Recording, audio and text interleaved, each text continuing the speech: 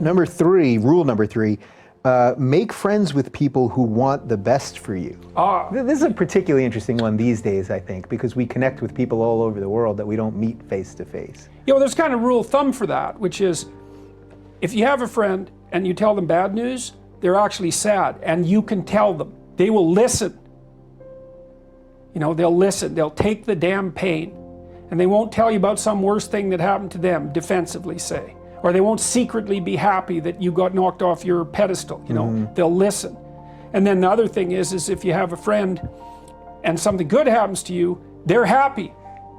Yeah, well, that's the thing, is if you're trying to quit smoking and your friends are offering you cigarettes, that's look, there's a joke. You can make a joke about that, and if it's a joke, it's fine.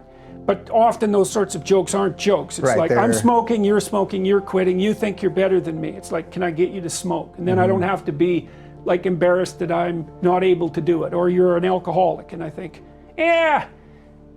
who cares about the fact that you've screwed up your third marriage? It's like, have another drink, ha ha ha. It's like, no. And the other thing, people don't exactly understand that it's okay morally to choose people that are trying to help you be better, and to shy away from people who are going to drag you down. So this image always comes to mind for me. If you're a lifeguard and you want to rescue someone who's drowning, the way you swim up to them is like this, with your foot out. And the reason is, well, maybe they're panicking, and 2 drowned people is not an improvement over 1. So, you're not morally obliged to go down with someone else's ship. Now, you think that's pretty harsh and pretty rude. You can't abandon a friend in need. That's not what I'm saying. I'm saying that it is appropriate for you to look at your social surround and to make decisions. If you have a person who's hurting you and who won't quit and who's pulling you down, it's like, you don't have to. That is not necessary. You are not obligated to do that. You go with people that are trying to elevate you. You know why I thought this chapter was particularly powerful is because I get so much email, and I think one of the questions we got at Clemson was related to this, that so many of the people who are waking up to the nonsense of postmodernism and all that, they're losing friends. You know what I mean? They're losing their old friends who view that thing as this religion that you must adhere to.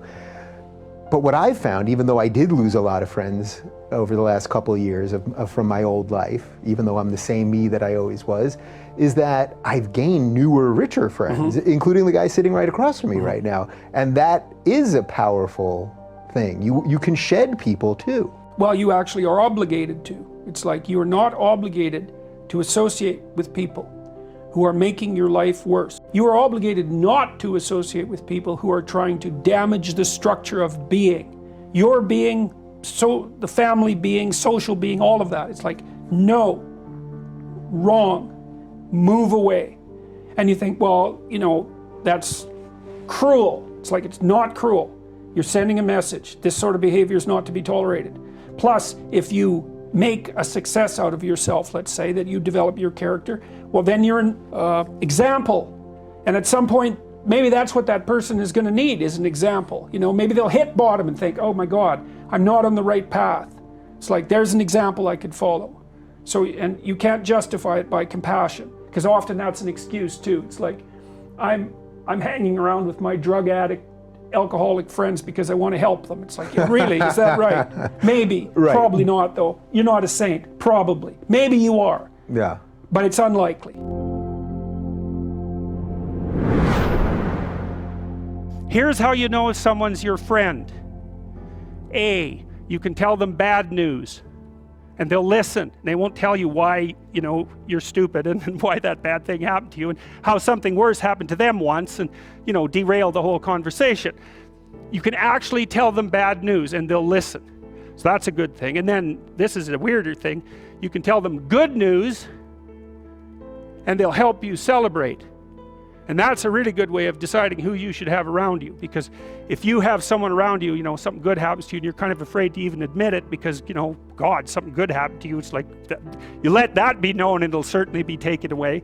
So, you come out and you sort of tell someone half-heartedly that something good happened to you and they give you a whack and then talk about, the great thing that happened to them 3 years ago, or worse, the great thing that happened to someone that they knew 3 years ago. It's like, Go away from that person. They're not helpful to you, and they're not helpful to themselves either. And so you want to surround yourself, you got to think about this. You got to surround yourself with people who want the best for the best part of you. You can hang around with weasels and losers that are trying to pull you down to justify the fact that they're spiraling downhill as well. And you know, the upside of that is you don't have to have any responsibility, and you can all whine about how wretched life is, you know, so that's pretty attractive. But I would say it's also a bad medium to long-term plan. And so it's acceptable and desirable to try to surround yourself with people who are facilitating your development. You know, and you might say, well, I've got people around, I know them well, you know, they're not doing that well, and they don't fit into that category. It's like, what's your point? What are you going to do with them exactly? If they'll listen and cooperate with you and move towards a better future, great. If they don't pay any attention and they keep doing the same damn things over and over and they're not going anywhere and it's painful, then maybe the proper thing to do is say, you just have your misery. I'll go off and have my life. And maybe you'll wake up at some point in the future and think that's a better way of being. Because just putting up with it is, well, they call that enabling, right? You put up with that sort of behavior, you're providing tacit consent for it and even tacit approval. It's like, it's a bad idea. You have, I would say, both the right and the responsibility to surround yourself with people who are good for the best part of you. Skills, that's another thing you can do if you want to increase your probability of success. Every time you have an opportunity to take an opportunity that would provide you with a new skill, do it, right? Learn to program, learn to write, learn to read new things, learn to public speak, learn how to introduce yourself to people, learn how to social network, learn how to go talk to your boss in a manner, this is the right way to go talk to someone who's supervising you.